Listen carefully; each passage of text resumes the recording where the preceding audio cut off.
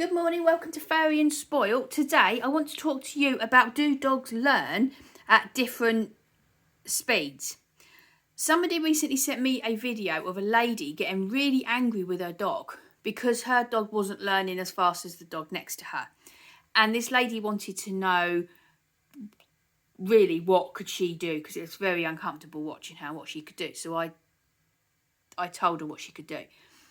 But it did make me think, maybe everybody doesn't realise how dogs work. So at the moment, I've got 3 dogs, and every single, honestly, they could not be from the really clever to really not clever. They cover the whole range spectrum. So I've got Albert, my little dog, who you'll see in a minute. He has learning difficulties. Then I've got Harry here. He is my middle dog for intelligence. And then in a minute you'll meet Humps, and he's by far my cleverest dog, a very, very clever dog. And I'm just going to go through with you their level of intelligence and what training I do with them. And then after that, I'm going to give you some tips when training your dog to always get the best out of them. Right, and then we've got Humps here. So we've had Humps for 6 months. He's come from the Korean meat trade, so he's been through the most awful life you wouldn't imagine. So a problem he has is that he's really, really clever. And I think for his life that he has had, him being really clever hasn't helped him at all. I think he would have been better if he was stupid and wasn't so aware of what was going on. He is incredibly clever. So I, in my past, have trained German Shepherds to work with disabled people, and I've spent a load of time around German Shepherds, years and years and years. He's on a par with them. I mean, he is really clever. So when he came to us, he was, as you would imagine, full of anxiety. And that he showed that anxiety with aggression. He was really, really quite aggressive to me, and he's never bitten me. I'm one person he's never bitten, but he has bitten vets and, he's bitten countless people.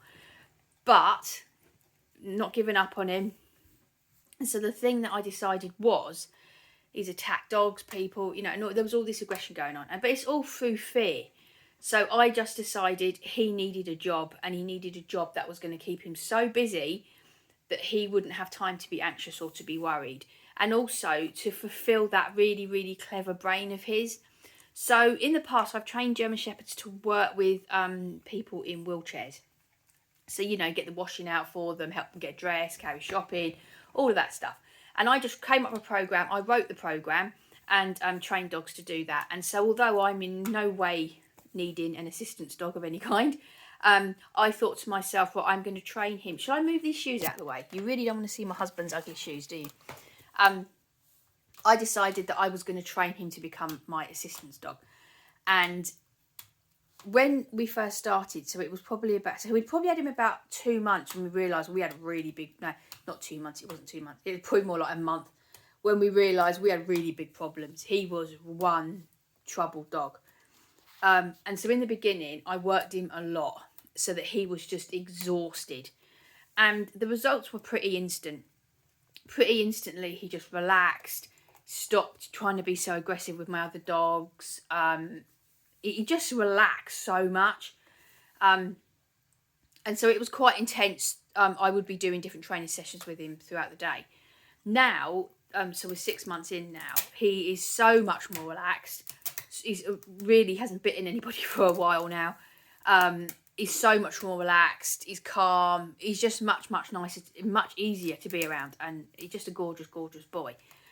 So I do still do what I do is I don't have so much to do it as training sessions. It's just integrated into their life. So I teach him to do stuff that I can call him to do at any point throughout the day. So it's almost like a lifestyle, really.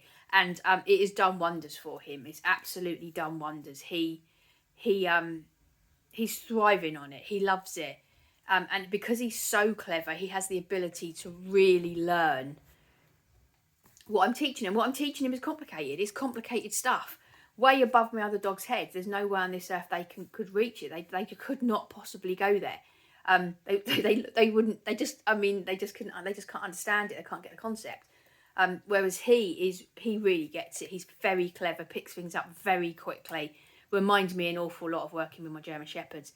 And so that's what we're doing with Humps. Right, this is Harry, also known as Pickle Boy. He's my middle dog, as in, he's not the cleverest of them all, but he's not the, I don't like to say stupidest, but you know what I mean. He's my middle dog. Now, he has the mix, so he's nowhere near as clever as my cleverest dog, Humps. But what he has about him is that he's active, and he needs to be active. And so what I do with him is, he's my agility dog. I do agility with him. Now, it's not high intense. We don't do it all the time. It'll probably every couple of weeks I'll book. To be honest, it's when I can get the agility course booked, because they're quite hard to get booked into now. But so I do a lot of agility with him, so that uses his brain, but it also uses his physical body. So his training is, he can't grasp as much as Humps. Certainly can't grasp the assistance dog training. He's not getting any of that.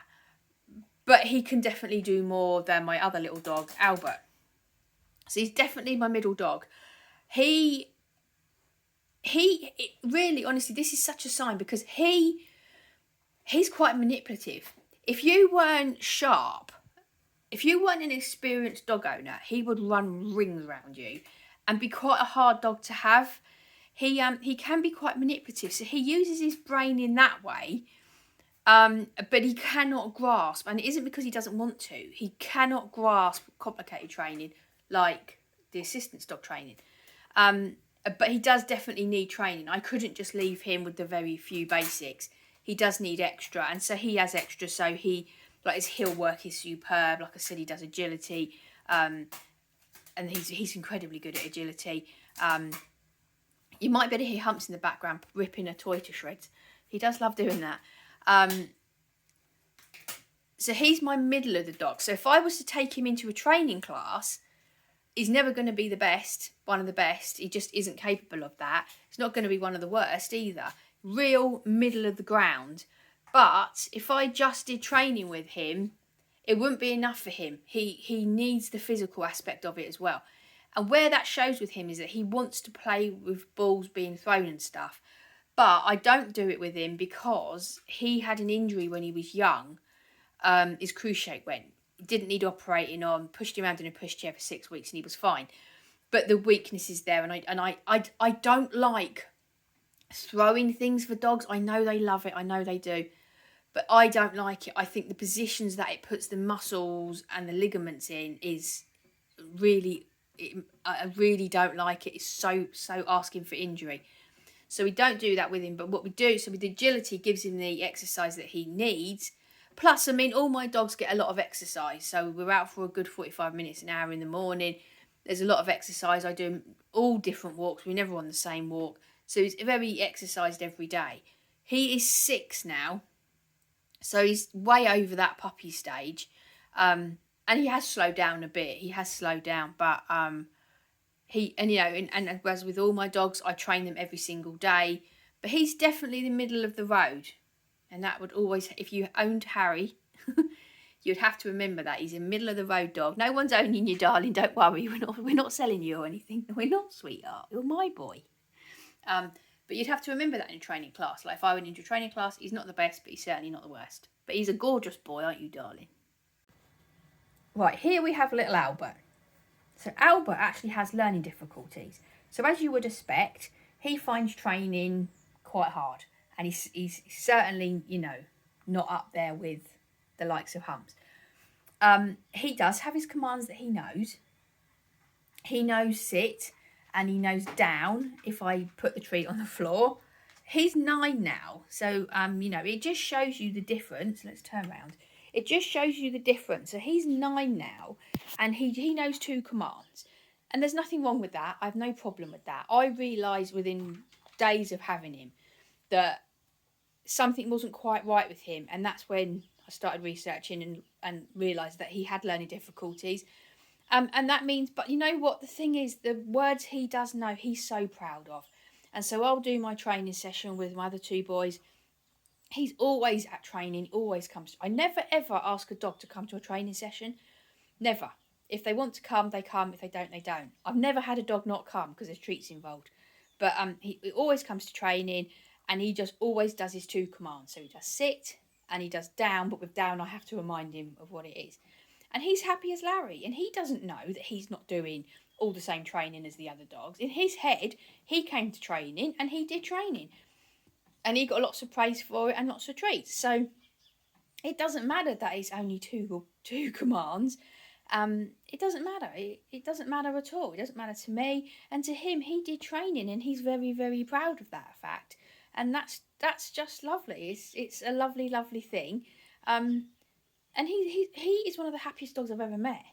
And he doesn't have any, because he's not clever. He doesn't think about things, or nothing bothers him. He's just so laid back and happy, and it's just wonderful. Really, really wonderful, wonderful energy that he has.